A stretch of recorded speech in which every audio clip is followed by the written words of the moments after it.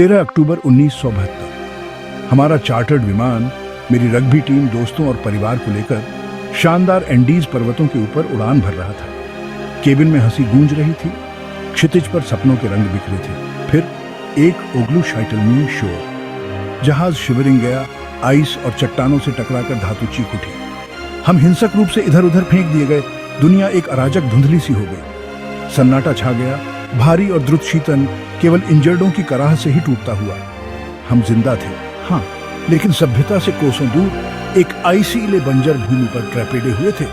दुर्घटना के तुरंत बाद का समय सदमे और भ्रम की स्थिति में बीता। चुभने वाली ठंड हमारे पतले कपड़ों को चीरती हुई हमारे अंदर तक समा रही थी। घायल दर्द से कराह रहे थे, उनकी चीखें टूटे हुए विमान के धड़ से गूंज रही थी। डर कच्चा और आदिम हमारे दिलों को जकड़े हुए था। हम फंस गए थे अकेले एक ऐसे पहाड़ की दया पर जो हमें निगलने के लिए दृढ़ संकल्पित प्रतीत होता था। अस्तित्व के लिए हमारी लड़ाई शुरू हो चुकी थी। एंडीज क्षमाशील नहीं थे।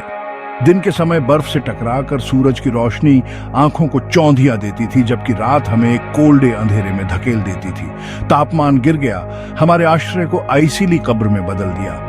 भूख हमारे पेट में कुतर रही थी। हमारा कम होते जा रहा राशन हर गुजरते दिन के साथ कम होता जा रहा था। हम गर्मी के लिए एक दूसरे से सटे हुए थे।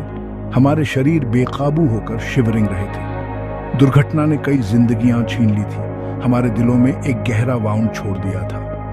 हर दिन नई चुनौतियां लेकर आया, हमारी शारीरिक और मानसिक शक्ति की सीमाओं का परीक्षण करता रहा। पतली हवा ने हर सांस को एक संघर्ष बना दिया, हर हरकत को एक कठिन प्रयास बना दिया। निराशा हमें अपने आगोश में लेने की धमकी दे रही थी, लेकिन हम आशा के कमजोर से धागों से चिपके रहे, एक दूसरे से शक्ति प्राप्त करते रहे।